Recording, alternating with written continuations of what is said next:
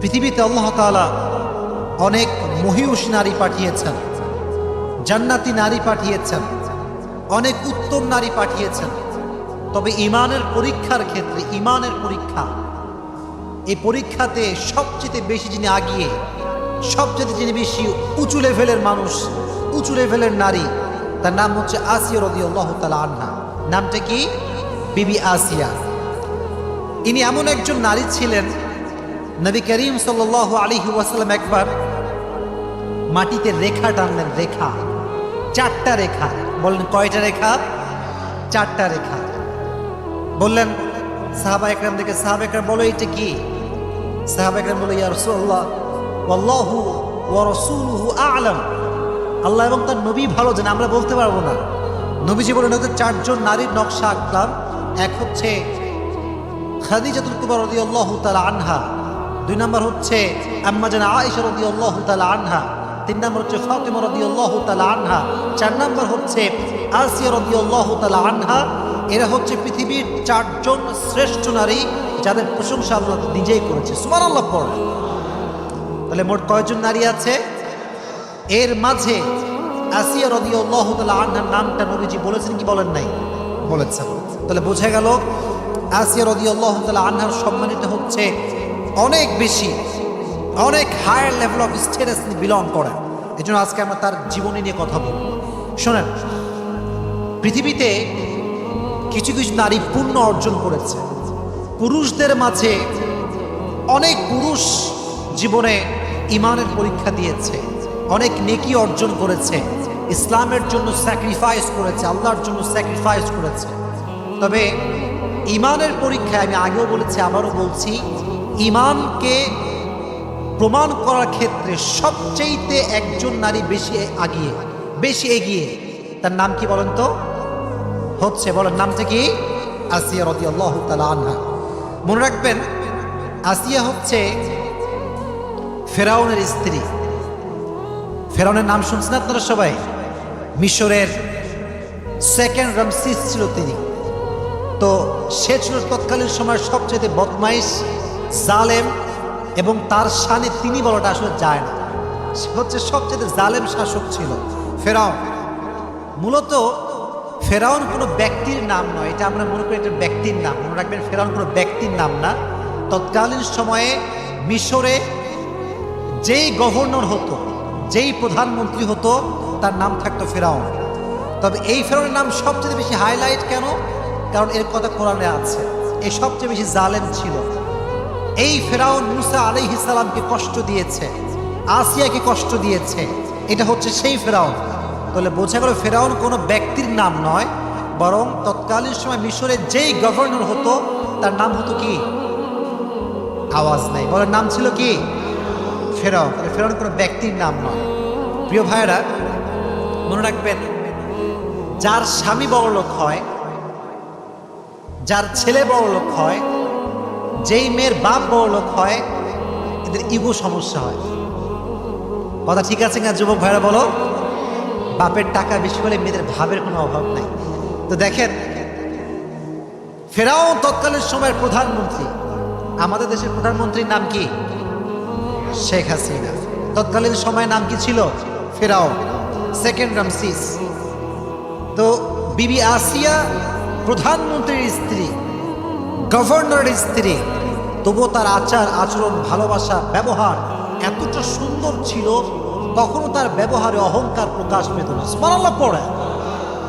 তাহলে নারীর জীবনীতে একটা গুরুত্বপূর্ণ অংশ হচ্ছে, প্রিয় বোনেরা আমার, জীবনে যদি সুখী হতে চান, ইগো কমাবার দরকারটা যুবক ভাইরা আছে না নাই? আছে। অনেক মেয়ের ইগো সমস্যা। মনে রাখবেন, একটি সম্পর্ক সুন্দর হয় তখন, ইগো না থাকে যখন। একটা সম্পর্কে ইগো থাকলে ইগোতে পুরো সম্পর্ক নষ্ট হয়ে যায়। আমি মনে করি পৃথিবীতে সবচাইতে সুন্দর সম্পর্কের নাম হচ্ছে স্বামী স্ত্রী, স্বামী স্ত্রীর সম্পর্কের। কারণ এখানে কোনো ইগো থাকে না। কিন্তু আপনি দেখেন, যত হারাম রিলেশনশিপ, এর ভেতরে একটা ইগো আছে না নাই? কথা বলেন যুবক ভাইরা, আছে না নাই? তুমি মেসেজ না দিলে আমি দিব না, তুমি রিপ্লাই না করলে আমি রিপ্লাই করবো না, এই যে একটা ইগো। স্বামী স্ত্রী ভালোবাসা এত সুন্দর, স্বামী রিপ্লাই না করলে বউ খালি কল করতেই থাকে, সুবহানাল্লাহ পড়ে। কারণ এই যে ভালোবাসা, এটা ঢুকিয়ে দিয়েছে একজন, আওয়াজ দিয়ে বলেন তিনি কে? তা আমি আমার ওয়াজেও বলি, আজকেও আসিয়ার জীবনী বলতে গিয়ে বলে ফেলছি একটা কথা। পৃথিবীতে কিছু কিছু নারী কখনো সুখী হতে পারে না। তার ভিতর থেকে এক নম্বর নারী হচ্ছে সেই নারী যে নারীর ভিতরে ইগো আছে, সে কখনো সুখী হতে পারে না। কারণ ইগো যার আছে তার কপালে ভালো কোনো ছেলে জোটে না। কারণ ভালো ছেলেরা কখনো ইগোওয়ালা মেয়েকে পছন্দ করে না। ভালো ছেলেরা সবসময় বিনয়ী মেয়েকে পছন্দ করে। বলেন তো, নবীজির সর্বপ্রথম স্ত্রীর নাম কি ছিল? মাশাআল্লাহ, বলেন নাম কি ছিল? আচ্ছা, তিনি কি অহংকারী ছিলেন না বিনয়ী ছিলেন? সবচেয়ে ধনী মানুষ তিনি, ইগো নাই। আর আজকালকার মেয়েরা একটু ফর্সা হইলে ভাবে আর বাঁচে না, এরকম মেয়ে আছে না নাই যুবক ভাইয়েরা? তো মেয়েদেরকে আমি হার্ট করছি না, আঘাত করছি না। আমি বন্ধুকে বলছি, বোনেরা আমার, জীবনে সুখী হতে চাইলে ইগো রাখা যাবে না, এক নাম্বার। দুই নাম্বার আরেকটা বিষয় বলেই ফেলি, নারীরা যদি সুখী হতে চায় অভিযোগ করা যাবে না। অনেক মেয়ের খালি অভিযোগ, আমার স্বামীর এইটা ভালো না, ওইটা ভালো না, আমার স্বামী এইটা পারে না, ওইটা পারে না। এবং অভিযোগওয়ালী নারী আছে না বাংলাদেশে? আল্লাহ মা বোনদেরকে অভিযোগ মুক্ত জীবন দান করুন, সকলেই পড়া আমিন। তো ফেরাউনের যুগে একজন নবী ছিলেন, নবীর নাম ছিল কি বলতে পারবেন? মূসা। বলার নাম কি ছিল? মূসা আলাইহিস সালাতু ওয়াস সালাম। ওয়াজে আমরা ঢুকে যাচ্ছি, তাকবীর দেন, লিল্লাহি তাকবীর। ফেরাউন একদিন স্বপ্নে দেখতে পেল একজন ছোট্ট শিশু মিশরে জন্মগ্রহণ করবে, যে শিশু আমার রাজ্যকে ধ্বংস করবে, আমার বাদশাহত্বকে ধ্বংস করবে, আমার যে ধর্ম আমি পালন করি সে ধর্মকে সে পরিবর্তন করবে, আমি যে প্রভু দাবি করি আমার প্রভুর দাবিকে সে মাটির নিচে মিশিয়ে ছারখার করে দিবে। এটা সে স্বপ্নে দেখল। কেউ যদি এই স্বপ্ন দেখে যে আমার রাজত্ব শেষ হয়ে যাবে, তার কি আর ঘুম আসার কথা? ফেরাউনের ঘুম হারাম। কেই ছেলে, কেই শিশু, রাজ্যের সবাইকে ডাকলেন তিনি। তৎকালীন সময়ে ফেরাউনের মন্ত্রীর নাম ছিল হামান। নাম ছিল কি? হামান। তো হামান পরামর্শ দিল যে জনাব, আপনার উচিত একটি আদেশ জারি করা যে বনি ইসরাইলে এই মিশরে যত শিশু গ্রহণ করবে ছেলে হলেই হত্যা করবে। নাউজুবিল্লাহ পড়েন, ছেলে হলেই হত্যা। আদেশ জারি হয়ে গেল। তো বর্ণিত আছে যেই সময়ে হত্যার আদেশ বন্ধ ছিল সে সময়ে মূসা আলাইহিস সালাতু ওয়াস সালামের ভাই হারুন, নাম কি প্রিয় ভাইরা? এই যুবকেরা ইসলামিক ইতিহাস জানতে হবে, ইতিহাস বুঝতে হবে, জানতে হবে।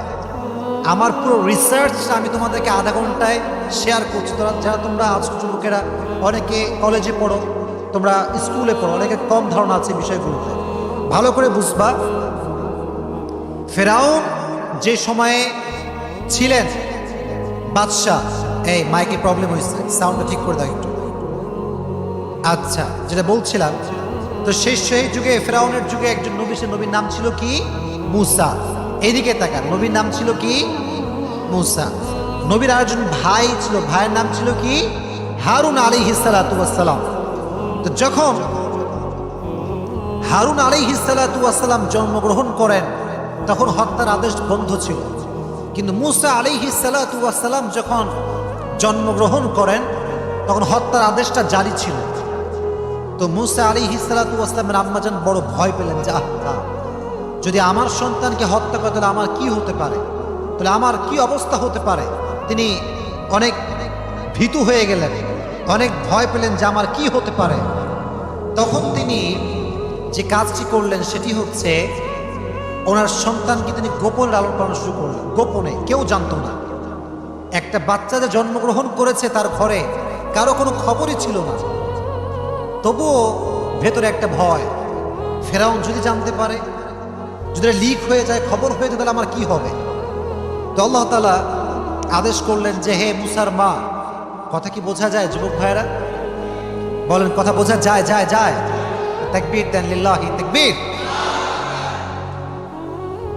আল্লাহ তাআলা মুসা আলাইহিস সালাতু ওয়াস সালামের মায়ে একটা আদেশ বুঝাই দিলেন যে তুমি তোমার সন্তানকে ছোট্ট একটা কাঠের বাক্স তৈরি করো, কাঠের বাক্স তৈরি করে তুমি তোমার সন্তানকে নীল দরিয়ায় ভাসিয়ে দাও।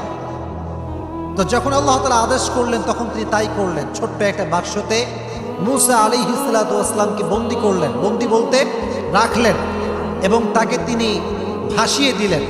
তবে প্রিয় ভাইয়েরা, আল্লাহ তাআলা ওয়াদা করেছিলেন তুমি আমার উপরে ভরসা করে বাচ্চাকে ভাসিয়ে দাও, তোমার বাচ্চাকে ফেরত দিয়ে দিবে একজন। আওয়াজ দিয়ে বলেন তিনি কে? সাউন্ডে কোনো সমস্যা হচ্ছে? তো আমি যেটা বলছিলাম, আল্লাহ তাআলা তাকে হৃদয়ে চিন্তা দিলেন যে তুমি তোমার বাচ্চাকে ভাসিয়ে দাও। তো বাচ্চাকে ভাসানোর পরে মজার ঘটনা দেখেন, খুব ভালো করে খেয়াল করবেন। বলেন তো, মূসা যখন জন্মগ্রহণ করেছিলেন তখন কি হত্যার আদেশ বন্ধ ছিল না জারি ছিল? বন্ধ ছিল না জারি ছিল? জারি ছিল। তো এই বাচ্চাটা ভেসে ভেসে ভেসে কার কাছে আসছে জানেন? ফেরাউনের যেই প্রাসাদ, প্রাসাদের সামনে যে দরিয়ার ছোট্ট একটা নালা চলে গিয়েছে সেখানে এসে থামছে। তো বিবি আসিয়া রাদিয়াল্লাহু তাআলা আনহা এবং তার বান্দি যারা ছিল, দাসীরা সব বসেছিল সেখানে। ছোট্ট একটা কাঠের সিন্দুক ভেসে আসছে, সবে অবাক, কিরে এইটা, কিরে এইটা। যখন খুলেছে দেখছে এত সুন্দর ফুটফুটে বাচ্চা, এতটা সুন্দর বাচ্চা, যতটা সুন্দর বাচ্চা তারা জীবনে কখনো দেখে নাই। সুবহানাল্লাহ পড়ে। নবীর চেয়ে এত এমনি সুন্দর হয়। তো দেখে আল্লাহর কি জেলা খেলা, এটা বড় বোঝা, বড় দায়। তো আসিয়া রাদিয়াল্লাহু তাআলা আনহা অনেক পছন্দ হলো। উনি বললেন ঠিক আছে, এই বাচ্চাকে তোমরা নিয়ে আসো, এ আমার ঘরে থাকবে। এবং ফেরাউন তো যতই হোক স্বামী, তো স্বামী হলে ভালোবাসা স্ত্রী প্রতি থাকে কি থাকে না? থাকে, ভালোবাসা থাকেই। তো বিবি যখন বলছে এটা আমার পছন্দের বাচ্চা, এটা আমার লাগবেই লাগবে, তখন ফেরাউন বলছে ঠিক আছে যাও, কোনো সমস্যা নেই, আমি একে রাখবো। দেখেন আল্লাহ তাআলার ওয়াদা কতটা সত্য। মনোযোগ আছে সবার? আচ্ছা বলেন তো, মুসা আলাইহিস সালাতু ওয়াস সালাম একজনের নবী, তিনি কে? বলেন তিনি কে? সব ক্ষমতা একজনের হাতে, তিনি কে? মায়ের মন তো ব্যাকুল যে আমি আমার সন্তানকে দরিয়ায় ভাসিয়ে দিয়েছি, কোথায় গেল আমার সন্তান? অস্থির হয়ে গিয়েছে।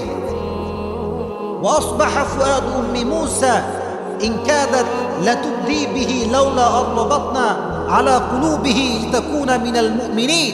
আল্লাহ বলছে আমি মুসার মায়ের অন্তরকে ঠান্ডা করে দিলাম, কারণ যদি আমি ঠান্ডা না করতাম সে অস্থির হয়ে যেত। কি হয়েছে ঘটনা? এই বাচ্চা কারো দুধ খায় না, রাজ্যে এত মহিলা, এত মেয়ে, কারো দুধ খায় না। এদিকে মুসার যেই বোন ছিল সে তার পিছে পিছে আসছে। মুসা যায় কোথায়, কোথায় ভেসে ভেসে যায়। সে সব দেখতে পাইছে যে মুসা কোথায় আছে, কোন অবস্থায় আছে। এবং যখন মুসাকে রাজ্যে ঢুকানো হয়েছে, সে কেউ দুধ খাচ্ছে না এ খবরও সে পেয়ে গিয়েছে। তখন সে বলছে সবাইকে ডাক দিয়ে, যাচ্ছে আমি যদি একজন নারীর সন্ধান দিয়ে আপনাদেরকে, এমন নারী যে নারী এখানে আসলেই বাচ্চাটার দুধ পান করবে, আপনাকে তাই গ্রহণ করবেন? সে বলছে অবশ্যই, নিয়ে আসো। কোথায় সেই মহিলা? আল্লাহর আদেশ দেখেন, সঙ্গে সঙ্গে সে গিয়ে মুসা আলাইহিস সালাতু ওয়াস সালামের মায়ের কাছে গেলেন, গিয়ে বললেন যে এই ঘটনা, আপনাকে এখন ফেরাউনের কাছে যাওয়া লাগবে। নিয়ে আসছে। নিয়ে আসার পরে যখনই বাচ্চা কোলে নিয়েছে, সঙ্গে সঙ্গে বাচ্চাটা দুধ পান করতে শুরু করে দিয়েছে। সুবহানাল্লাহ পড়ে। তো যখন দুধ পান করতে শুরু করছেন, ফেরাউনের মনে সন্দেহ, কিরে এই বাচ্চা কারো দুধ পান করে না, এই মহিলার দুধ কেন পান করে? ভেতরে একটা সন্দেহ যুবক ভাইরা আছে না নাই? আচ্ছা। তখন বললো, এই কি খবর, এই বাচ্চা তোমার দুধ কেন পান করছে? কি ব্যাপার, সমস্যাটা কোথায়, বা বাস্তবতা আসলে কি? তখন সে বলল যে দেখুন, আমি এমন একজন নারী, এমন একজন মহিলা যে আমার কাজই হচ্ছে বাচ্চাদেরকে দুধ পান করানো। এজন্য যে কোনো বাচ্চাই আমার দুধ সহজে পান করে, এই জন্য এই বাচ্চাও খুব সহজে আমার দুধ পান করেছে। এই যে একটা উপস্থিত জবাব, এটা মুসার মায়ের অন্তরে ঢুকাই দিয়েছে। একজন আওয়াজ দিয়ে বলে তিনি কে? এবার আল্লাহর কি সুন্দর আমানত রক্ষা। ফরাদাদনাহু ইলা উম্মিহি কাই তাকাররা আইনুহা ওয়া লা তাহজান ওয়া লিতা'লাম আন্না ওয়া'দাল্লাহি হাক্কুন ওয়ালাকিন্না আকতারাহুম লা ইয়ালামুন। আল্লাহ বলছেন ওয়াদা সবাই ভাঙতে পারে, কিন্তু ওয়াদা একজন ভাঙতে পারেন না, তিনি কে? এবার হামান বলল, ঠিক আছে, এই মহিলাকে আমাদের প্রাসাদে রেখে দাও এবং প্রত্যেক নারীর যেই বেতন তার চেয়ে ডবল বেতন দিয়ে নারীকে রাখা হোক। সুবহানাল্লাহ পড়ে আল্লাহ তাআলা মূসা আলাইহিস সালাতু ওয়াস সালামকে তার মায়ের গর্ভে ফিরিয়ে দিলেন। আমরা ঘটনার দিকে আসছি, আসিয়ার জীবনের মেইন চ্যাপ্টারে আমরা আসছি। এটা বলতেই হবে, আসিয়ার জীবনী বলতে গেলে মূসা আলাইহিস সালাতু ওয়াস সালামের জীবনীটা উল্লেখ করাটা অনেক বেশি জরুরি একটা বিষয়। তো দেখেন, যখন মূসা বড় হল, প্রথমে হচ্ছে শৈশব, তারপরে কৈশোর, তারপরে যৌবন। যখন একটু যুবক হয়েছে, তাগড়া কিছুটা যুবক, একটা অকাজ করে ফেলছে, একটা ভুল কাজ করে ফেলেছে। আচ্ছা, মাঝে মাঝে আমাদের মাঝে ঝগড়া লাগে না? ঝগড়া লাগে কি লাগে না? লাগে। মনে করেন আপনি রাজশাহী সিএনবি আছে না, এই কথা কেন আছে না? নাই গেছো? তোমরা গেছো? কখন গেছো? আচ্ছা, তো দেখছেন ওখানে গিয়ে মারামারি লাগছে, দুজন ছেলে পেলে খুব মারামারি। এই কি রে, তোমার বাড়ি কোথায়? বলছে এতে লিলো ভাই, আমি এখানকার জি, আমি এখানে বাড়ি। আরে বলছে তোর বাড়ি কোথায়? বলছে আমার বাড়ি চট্টগ্রাম। বলছে কি, চট্টগ্রামের ছেলে রাজশাহীর ছেলেকে মারছে? এটা কিভাবে সম্ভব? আপনি দিন এখানে ঘুষি, কারণ আমার পক্ষের লোক রাজশাহীর লোক মায়ের খায়, এটা সহ্য করা যায় না। লে ঘিরেলে মারামারি শুরু হয়ে গেল। তো ব্যাপারটা এরকম হয়েছে। মূসা আলাইহিস সালাতু ওয়াস সালাম রাস্তা দিয়ে হাঁটছেন, হঠাৎ করে দেখছেন যে দুজন মারামারি করছে।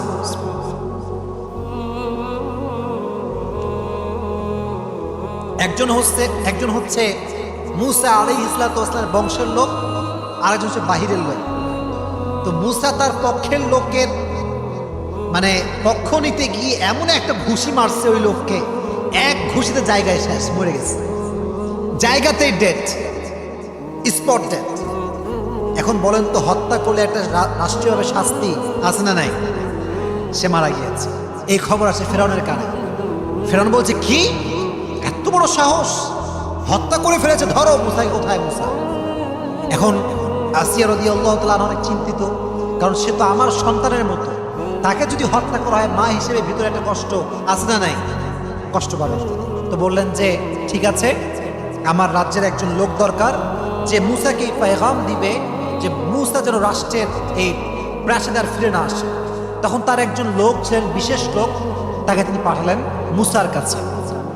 গিয়ে বলল, ইয়া মূসা, তোমাকে রাষ্ট্রের পক্ষ থেকে হত্যা করার আদেশ দেওয়া হয়েছে। ফখরুজ ইন্নী লাকা মিনান নাসিহিন, তুমি বের হয়ে যাও, আমি তোমার কল্যাণকামী একজন লোক, এখান থেকে বের হয়ে যাও। তো মূসা আলাইহিস সালাতু ওয়াস সালাম মিশর ত্যাগ করলেন। এবার গেলেন মাদায়েন। শহরটার নাম কি শুনি নাই? মাদায়েন। বলেন নাম কি? চলে গেলেন। চলে যাওয়ার পরে দীর্ঘদিন সময় পার হয়ে গেল, মূসা আসে না। এবার আসেন মেন কাহিনী। তাকবীর দেন, লিল্লাহি তাকবীর। বহু লম্বা সময় পার হওয়ার পরে মূসা আলাইহিস সালাতু ওয়াস সালাম ফিরে আসছেন, তবে একা ফিরে আসেন নাই, তার ভাইকে নিয়ে আসছেন। আর তিনি কোনো সাধারণ যুবক হয়ে ফিরে আসেন নাই, তিনি আল্লাহর নবী হয়ে ফিরে এসেছে। সুবহানাল্লাহ পড়েন। রাজ্যে খবর পড়ে গেল যে মূসা ফিরে এসেছে এক সত্যের পেগাম নিয়ে, সত্যের বাণী নিয়ে মূসা ফিরে এসেছে। সবাই অবাক, কিসের বাণী মূসা নিয়ে আসছে? রাষ্ট্রের প্রজা, মন্ত্রীবর্গ, প্রাইম মিনিস্টার সব এক জায়গায় বসে গিয়েছে। কি খবর? মূসা কি বলবে আমাদের জন্য? মূসা প্রথমে এসেই বলল, ক্বালা ইয়া কওমি ইবুদুল্লাহা মা লাকুম মিন ইলাহিন গায়রু। প্রত্যেক নবীর একটা মেসেজ সেম ছিল। মেসেজটা হচ্ছে ইবাদতের যোগ্য, উপাসনার যোগ্য পৃথিবীতে কোনো মূর্তি নয়, কোনো শিরকি কাজ করা যাবে না, ইবাদত করতে হবে শুধুমাত্র একজনের। তিনি কে? ফেরাউনের মাথা গরম। ফেরাউন কয়, আরে আমি হলাম প্রভু, আমি হলাম রব, আমি হলাম খোদা, আর সে কোন খোদার কথা বলে? নাউজুবিল্লাহ পড়লেন না যুবক ভাইয়েরা? মাথা গরম, বলে ধরো মুসাকে। ওর সাহস কোত্থেকে আসলো এইটা? এবার শুরু হলো মুসলিমের দ্বন্দ্ব, সেই দ্বন্দ্ব। কিন্তু সত্যের বিজয় তো সুনিশ্চিত, সত্য কখনো হারতে পারে না। মুসা আলাইহিস সালাম প্রত্যেকটা ধাপে, আপনারা জানেন যে এটা জাদুর খেলা হয়েছিল। আপনারা শুনছেন সবাই এই কথাটা, জাদুর খেলা, যে মুসা আলাইহিস সালামের লাঠি বিশাল বড় সাপ হয়ে গিয়েছিল। জাদুকরদের সব সাপ, বাঘ, সিংহ সব খেয়ে ফেলেছে। তো ফেরাউন প্রত্যেকটা ক্ষেত্রে হার মেনে গিয়েছে মুসার সামনে, কারণ এটা তো কোনো মিথ্যা বাণী নয়, এটা একজনের বাণী। তিনি কে? এবার ফেরাউনের মাথা মারাত্মক গরম, বাসায় ফিরে আসছে। ফেরাউন বলছে এবার আমি মুসাকে হত্যা করব, যেটাই হোক না কেন, দারুনি আক্তুল মুসা, আমি হত্যা করেই ছাড়বো। ওয়ালিয়াদউ রাব্বাহ, সে যতই ডাকুক না কেন তার রবকে, আমি তাকে হত্যা করেই ছাড়বো। মনে রাখবেন, সত্য যখন মানুষের সামনে প্রকাশিত হয়ে যায় তখন দুর্বল মানুষও আর চুপ থাকে না। মনে রাখবেন, বিড়াল যখন বাধ্য হয়ে যায় তখন সে সিংহকেও হামলা করে। ঠিক কিনা যুবক ভাইরা বলেন? যখন সে বাধ্য হয়ে যায় তখন একজন যুবক দাঁড়িয়ে গিয়েছে, দাঁড়িয়ে বলছে, ফেরাউন, আমি বিশ্বাস করি যে মুসা যে দাবি করেছে সেটার দাবি তো সত্য। তুমি কি আতাকতুলুনা রাজুলান আইয়াকুলা রাব্বি আল্লাহ ওয়া ক্বাদ জাআকুম বিল বাইয়িনাতি মির রাব্বিকুম, তুমি কি এমন যুবককে হত্যা করবে যে সত্যর বাণী নিয়ে আসছে, যে সত্যের পতাকা নিয়ে আসছে, যে সত্যের বাণীকে সমুন্নত করবার জন্য এসেছে? তুমি কি এমন যুবককে হত্যা করবা? ফেরাউন কয়, কিরে, আমার গোলামও তার পক্ষের লোক, ধরে রে। যখনই ধরতে যাবে সে পালাই গেছে। কিন্তু অবাক করা বিষয় হচ্ছে, তার একজন স্ত্রী ছিল, সে ছিল ফেরাউনের বান্দি, ফেরাউনের দাসী। যুবক ভাইয়েরা একটা কথা মাথায় রাখবেন, এখন আসলে গোলাম আমরা ব্যবহার করি না, দাসী আমরা ব্যবহার করি না। আগের যুগে দাসী ছিল কিছুটা স্ত্রীর মতো। এটা নলেজ রাখবেন যে স্ত্রীর সঙ্গে যেমন সহবাস করা যায় এখন, এটা হালাল, এবং এটা নবীজির হাদিসের মাধ্যমে, কোরআনের মাধ্যমে এটা স্পষ্ট প্রমাণিত। তবে তৎকালীন সময়ে দাসীর সঙ্গে সহবাস করা হালাল ছিল। তো প্রত্যেকটা বাদশা, বড় বড় লোক, বড় প্রধানমন্ত্রী বলেন, বড় ধনী বলেন, সবার দাসী ছিল। তো তার যে দাসী ছিল ফেরাউনের, এই দাসীর স্বামী ছিল এই যুবকটা, যে যুবকটা ফেরাউনের বিপক্ষে স্লোগান তুলেছিল। এটা বড় মর্মান্তিক ঘটনা। এই ঘটনা আর তারপরে একটা ঘটনা, এই দুটো শুনলে আমাদের আলোচনা আজকে শেষ হয়ে যায়। ফেরাউন বলল, ঠিক আছে, যেহেতু সে পালিয়ে গিয়েছে, এবার তার বউকে ধরো। বউকে নিয়ে আসছে, যুবতী মেয়ে, বয়স খুব বেশি একটা নয়, দুইটা মাত্র মেয়ে। কয়টা মেয়ে? তোমরা সবাই বলো যুবক ভাই, কয়টা মেয়ে? দুইটা মেয়ে। একটা হচ্ছে হাঁটতে পারে, কথা বলতে পারে, আর একটা হচ্ছে কোলের শিশু। কিসের শিশু? কোলের শিশু, বাচ্চা, একদম বাচ্চা। এই, তুমি কি ঈমান এনেছ? এই বাদী, তুমি কি ঈমান এনেছ? স্পষ্ট ভাষায় বলছে, আমি আল্লাহর উপর ঈমান এনেছি। ঈমান কাকে বলে? তো বলছে, তুমি যদি মুসার উপরে ঈমান এখন না ছাড়ো, আল্লাহকে যদি অবিশ্বাস না করো, আমার প্রভুত্ব যদি তুমি স্বীকার না করো, তোমাকে আমি আগুনে পুড়িয়ে মারব, তোমার সন্তানদেরকে আমি আগুনে পুড়িয়ে মারব। এই সবাই যাও, আগুন জ্বালাও, খড়ি নিয়ে আসো। আগুন বিশাল বড় লম্বা এড়িয়ে ধরে আগুন জ্বালানো হয়েছে। বলছে, ঈমান আনবা? বলছে, না, আমি আল্লাহকে বিশ্বাস করি। হ্যাঁ, ওর বাচ্চাকে ধরো।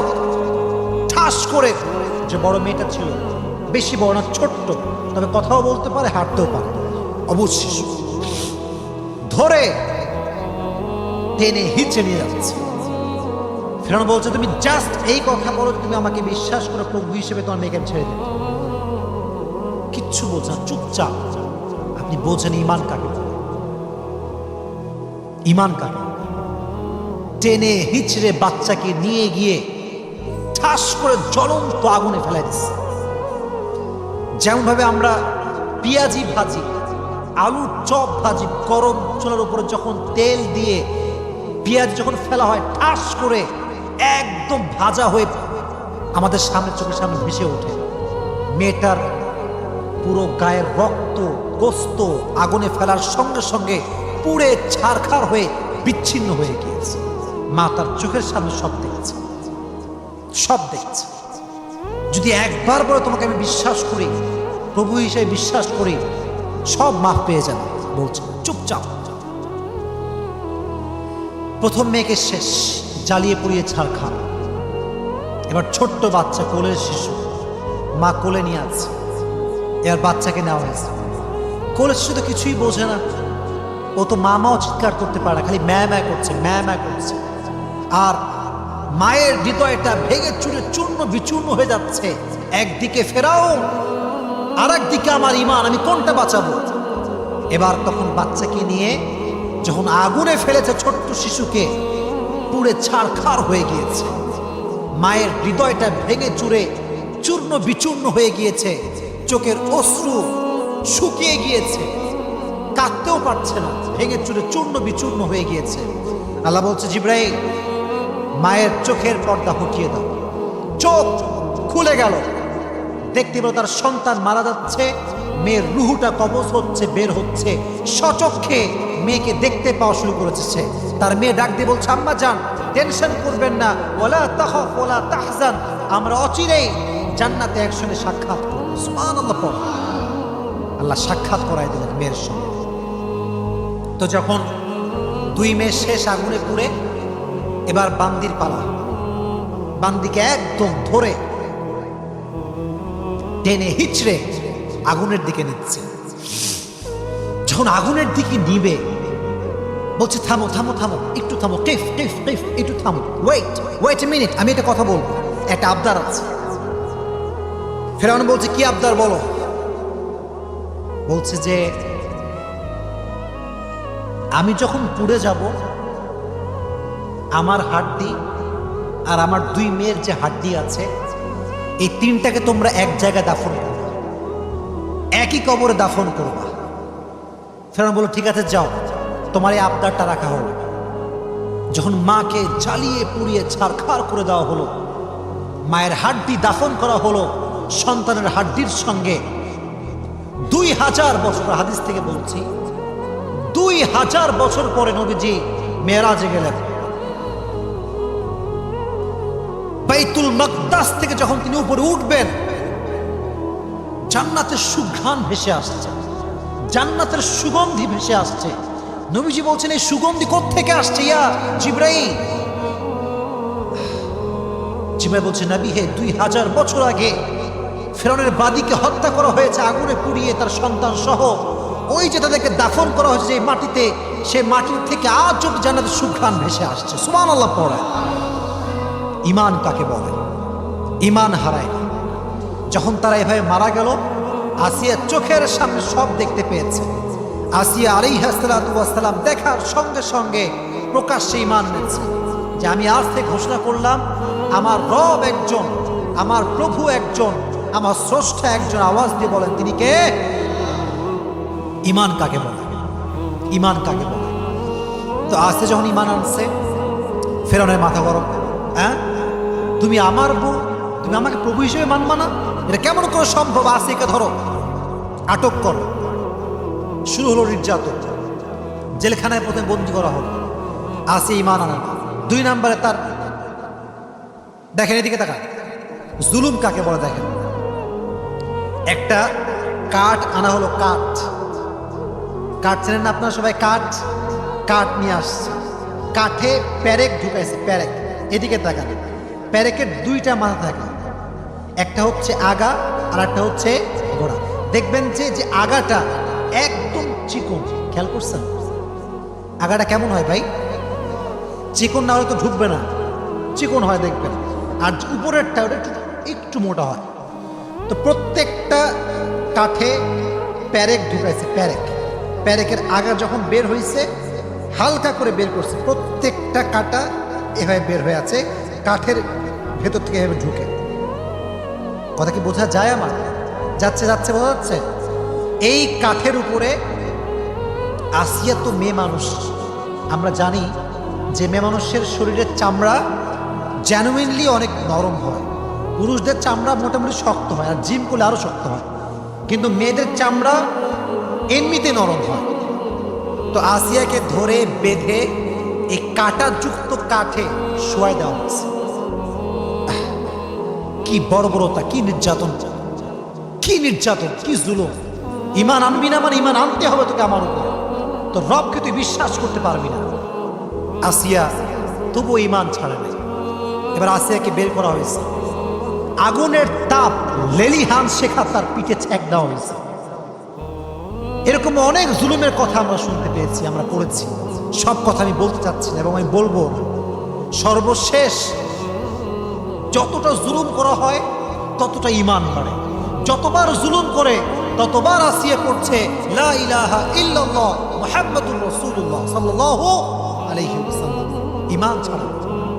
সর্বশেষ ফেরাউন বুঝতে পারলো যে একে দিয়ে আমার আর কাজ হবে না, একে শুলিতে চড়িয়ে দাও, শুলি নিয়ে আসো। আমি আমার যে ইমোশনটা আছে আমি বলতে পারছি না, মানে আমার ভাষাটা আসছে না, আমি পারতেছি না বলতে। শুলি নিয়ে আসা হলো, আসিয়াকে বেঁধে শুলিতে চড়ানো হলো, বেঁধে দিয়ে একদম। তখন আসিয়া বুঝতে পারলেন যে আমার সময় বেশি একটার বাকি নাই, দিন শেষ, দুনিয়ার জীবন এখানেই শেষ হয়ে যাবে। তখন তিনি দোয়া করলেন। এদিকে তাকান, দোয়াটা শোনেন, শেষ কথা এইটা। ইয ক্বালাত রব্বি ইবনি লি ইনদাকা বাইতান ফিল জান্নাতি ওয়া নাজ্জিনি মিন ফিরআউনা ওয়া আমালিহি ওয়া নাজ্জিনি মিনাল কওমিয যালিমিন। আল্লাহ, আমি আর পারবো না, এই জুলুম সহ্য করা আমার পক্ষে সম্ভব নয়। তুমি তোমার এই বান্দি আসিয়ার জন্য জান্নাতের পাশে একটা ঘর তৈরি করে দাও। সুবহানাল্লাহ পড়ে। যখন আসিয়ার রুহুটা কবজ হবে, যখন তিনি এই প্রচন্ড তাপে, প্রচন্ড কষ্টে, জুলুমের শিকার হয়ে মারা যাবেন, আল্লাহ তার চোখের পর্দা খুলে দিলেন। তিনি যখন তার রুহু কবজ হবে, তখন তিনি তার সচক্ষে জান্নাতের সব নাজুন নিয়ামত দেখতে শুরু করে দিলেন। পরীক্ষা কাকে বলে? শুলিতে চড়ে দিয়েছে, শুলিতে চড়ে মারা গিয়েছে, শেষ। প্রত্যেকটা চামড়া খসে পড়েছে, রক্ত বের হয়েছে, ইমান ছাড়া নাই, ইমান ছাড়া নাই। এজন্য আমি শুরুতে একটা কথা বলেছিলাম বারবার, যে পৃথিবীতে অনেক নারী এসেছে, অনেক ইমানের পরীক্ষা দিয়েছে, অনেক পুরুষ এসেছে, অনেক ইমানের পরীক্ষা দিয়েছে, বাট একজন নারীর ইমান সবচেয়ে শক্ত ছিল, যিনি ইমানের পরীক্ষায় উত্তীর্ণ হয়েছিলেন। তার নামটা কি? যদি বোঝেন আরো জোরে বলেন, নামটা কি? মা বোনদের জন্য, আমাদের জন্য এখান থেকে শিক্ষা নেওয়ার দরকারটা যুবক ভাইয়ারা আছে না নাই? এজন্য আজ থেকে আমাদের শিক্ষা হচ্ছে, বাতিল যতই আমাদেরকে জুলুম করুক না কেন, আমরা কখনো ইমান হারাবো না। রাজি আছেন তো ইনশাআল্লাহ? এক নাম্বার শিক্ষা হচ্ছে ইমানটা মজবুত হতে হবে। যে কোনো সিচুয়েশন হোক না কেন, ইমানের বাহিরে যাওয়া যাবে না। আমার সঙ্গে বলেন, এবার আমাকে রিপ্লাই করতে হবে। এতক্ষণ ওয়াজ শুনেছেন, এখন রিপ্লাই করেন। যত অবস্থা খারাপ হোক না কেন, ইমানের বাহিরে যাওয়া, ইমানের বাহিরে যাওয়া। দুই নাম্বার শিক্ষা এটা, উপরে মাইক আছে, আমার বোনেরা আমাকে শুনছে আমি জানি, অনেক মুরব্বী দাদিরা, নানিরা, আমার বোনেরা আমাকে শুনছে আমি জানি। বলেন তো, আসিয়ার স্বামীর নাম কি ছিল? এই তো মাশা, নাম কি ছিল? এত ওয়াজ করলাম এতক্ষণ ধরে, কোন ওয়াজে কি বুঝতে পারছেন যে আসিয়া তার স্বামীর সঙ্গে খারাপ ব্যবহার করেছে? বুঝি নাই। করেছে? ফিরআউন কি ভালো মানুষ না খারাপ মানুষ? হিসেবে তারা জুতা দিয়ে পেরানোর কথা, জুতা দিয়ে মারার কথা। শিক্ষা, স্বামী যত খারাপ হোক, যতই খারাপ হোক, স্ত্রী তার ব্যবহার খারাপ করতে পারবে না, পারবে না। হ্যাঁ, যদি একান্ত না হয়, একান্তই ভালো না হয়, গাঁজাখোর, মদখোর, নেশা করে, নামাজ পড়ে না, সর্বোচ্চ শেষ লেভেল হচ্ছে তালাক, ডিভোর্স। ডিভোর্স দিয়ে দেন একদম সব নিয়ম কানুন মেনে, যেটা আপনার খুলা তালাক আছে, যেভাবেই হোক স্বামী থেকে পরিত্রাণ পান, কিন্তু খারাপ ব্যবহার শুনি নাই, খারাপ ব্যবহার করা 2 নাম্বার। 3 নাম্বার যে শিক্ষাটা, এটা প্রাসঙ্গিক না, অপ্রাসঙ্গিক। কারণ আসিয়ার জীবনে জানতে গেলে একজন নবীর জীবন জানতে হয়। নবীটার নাম কি ছিল? মাশাআল্লাহ, নাম কি ছিল? মুসা আলাইহিস সালাতু ওয়াস সালাম।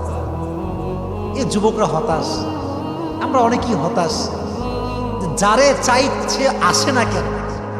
অনেকে আছে না এরকম যে বিয়ে করছে একজনে কিন্তু হয় না, আরো জনে ভালোবাসে সে, এরকম যুবক ভাইরা হয় না হয়। দেখো, একটা কথা এখান থেকে শিক্ষা আছে, আল্লাহ যার জন্য যা নির্ধারণ করে রেখেছে তা সঠিক সময়ে আল্লাহ দিয়ে দিবে। শুধুমাত্র অপেক্ষা করতে হবে, ভরসা করতে হবে একজনের উপরে। তিনি কে? দেখেন, ছোট্ট বাচ্চাকে ধরে একটা ছোট্ট টেবিলে ছোট্ট একটা বাক্সে ঢুকায় ভাসাই দিছে। ভরসা একমাত্র আল্লাহর উপরে যে আল্লাহ আমাকে দিবে, আমার বাচ্চা আমাকে ফেরত দিবেই দিবে। ফেরত পাইছে না? কথা বলেন, পাইছে না রাজশাহীর ভাইরা? পাইছে। তাহলে বোঝা গেল, যে কোনো জিনিস তোমার জীবনে চাওয়া পাওয়া থাক না কেন, ভরসা এবং চাওয়ার জায়গা একজনের কাছে। তিনি কে? মানুষের কাছে যত বেশি আশা করবা তত বেশি কষ্ট পাবা। মানুষ হচ্ছে সবচেয়ে বড় বেঈমান। যার কাছে যত বেশি আশা রাখবা সে তোমাকে তত বেশি ভাগবে। এজন্য কারো কাছে চাওয়ার কোনো দরকার নাই। প্রত্যেকটা সময় মোনাজাত করে হাত তুলে দোয়া করবা একজনের কাছে। তিনি কে? 3 নাম্বার। 4 নাম্বার হচ্ছে, জুলুম করে কেউ কখনো মুক্তি পায় না। কথা কি বোঝা যায়? কথা বলেন, বোঝা যায়? জুলুমের শেষ পরিণাম খারাপই হয়। জুলুম করে কেউ কখনো রেহাই পায় না। এই জন্য আমি তোমাদেরকে বলি, দেখো, এই যে মেয়েরা অনেক বেঈমান আজকাল, অনেক এই যুবকদের সঙ্গে প্রেম করে বিয়ে করে টাকলাকে, বিয়ে করে সরকারি চাকরিজীবী। কোনো মেয়ে বাংলাদেশে আছে না? কথা বলো, আছে না? নাই। সব মেয়ে না, কিছু কিছু মেয়ে আছে। তো যেই হোক, আমি কাউকে আঘাত দিচ্ছি না। আমার কথা হচ্ছে, তোমাকে মানুষ যত কষ্ট দিবে তুমি তত বেশি চুপ থাকবে, আর তোমার সব অভিযোগ, তোমার সব কষ্ট আল্লাহর উপরে ছেড়ে দেবে। মনে রাখবা, জালিমের দিন একদিন না একদিন শেষ হবে। কেউ তোমার দীর্ঘশ্বাসের কারণ হবে, কেউ তোমায় কষ্ট দিবে আর আঘাত করবে, সে খুব বিন্দাস আরামে থাকবে, এটা কোশ্চেন করা সম্ভব নয়। কারণ এটা ন্যাচার অফ ল, এটা রিভেঞ্জ আছে। এমন একটা সময় আসবে যে তোমায় কাঁদিয়েছে সে একদিন কাঁদবে। এটা কিন্তু পৃথিবীর নিয়ম, বাস্তবতা এইটা। এর জন্য মাথায় রাখবা, তোমাকে যে মানুষ যতই কষ্ট দিক না কেন, পাল্টা গালি দিবা না। তোমার ভরসার জায়গায় একজন আওয়াজ দিয়ে বলে, তিনি কে? তো ফেরাউন যতই জুলুম করুক না কেন, মরছে কিন্তু পানির তলে ডুবে। কোথায় ডুবে মরছে? পানির তলে। ঘটনা আপনারা জানেন না সবাই? যখন ডুবে মরছে তখন বলছে, হায় হায় হায়, আমি ঈমান আনলাম, এবার আমি বিশ্বাস করি মুসা আল্লাহর নবী, আল্লাহ তুমি এক, আর কেউ নাই। মরার সময় ঈমান আনছে। এই মরার সময় ঈমানের কোনো লাভ কি আছে? আসলে আছে? নাই। তাহলে বোঝা গেল, জুলুমের শেষ রক্ষা কখনো ভালো হতে পারে? জালেমকে আল্লাহর উপর ছেড়ে দাও। কাউকে নিয়ে কোনো অভিযোগ রাখবে না। যে তোমাকে যত বেশি কাঁদাবে সে জীবনে তত বেশি কষ্ট পাবে। কারণ কোনো বান্দা যখন বান্দায় কষ্ট দেয়, আল্লাহ সব সহ্য করলো, বান্দা যখন কষ্ট দেয় এটা সহ্য করে না। কারণ আল্লাহ তো বান্দাকে ভালোবাসে। যখন এক বান্দা আরেকজন বান্দাকে কষ্ট দেয়, আল্লাহ আরশ পর্যন্ত কেঁপে যায়। আল্লাহ এটা পছন্দ করে না, বরদাস্ত করতে পারে না আল্লাহ তাআলা এটা। প্রিয় ভাইরা, জুলুমের শিকার যতই হন না কেন, ভরসা এবং সবর করবেন একজনের জন্য। আওয়াজ দিয়ে বলেন, তিনি কে? সর্বশেষ কথা, এবং এটা আমার ওয়াজের শেষ কথা, সেটা হচ্ছে আল্লাহর সঙ্গে, এটা আমার জীবনের এমন একটা লেসন, এটা আমি শিখেছি আজকে। এটা আমি আগে জানতাম না, এটা আমি আজকে শিখেছি। এটা শুনে আমরা দোয়া করব। আপনার সবার মনোযোগ আছে সবার? শুনে মনোযোগ আছে সবার? আচ্ছা, একটু পানি খেয়ে নেই। একটু দামি কথা বলবো, একটু ক্লান্ত হয়ে গেছে, একটু পানি খেয়ে নেই।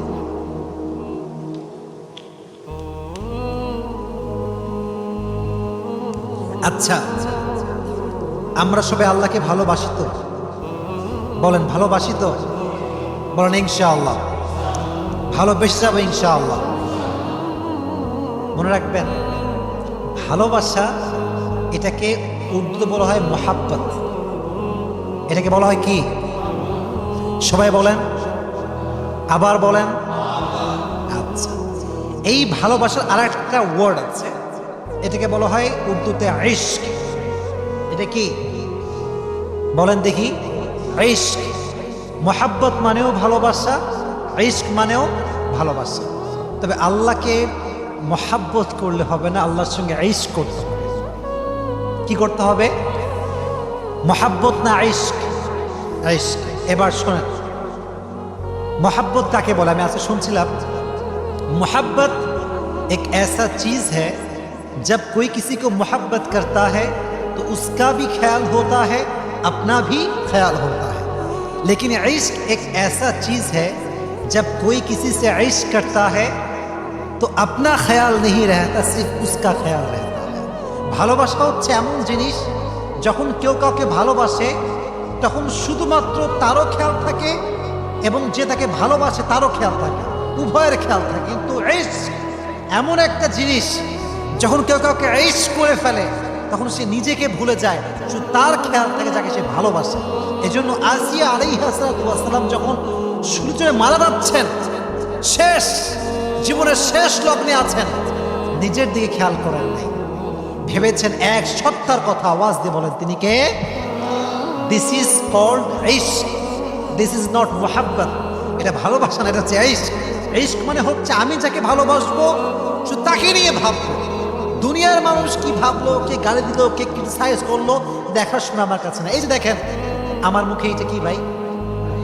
এটা কি? এটা কি? এটা কি? জুব্বা। এটা কি? দেখবেন দাড়ি রাখলে কিরে জঙ্গি হয়ে গেলে না কিরে, বুড়া হবি না কিরে অকালে, এরকম লোক আছে না? তোমাদের কথায় আওয়াজ না, এরকম লোক আছে না? আবার দেখবা যদি মেয়ের বয়স 18 হয়, 19 হয়, 20 হয়, বোরকা পরলেরই নানি, দাদি, খালাম্মা, চাচি, মেয়ের বয়স 19। মনে রাখবেন, যদি আপনি আল্লাহকে ভালোবাসেন আপনাকে এগুলো সহ্য করতে হবে, কিছু করার নেই, জুলুমের শিকার হতেই হবে।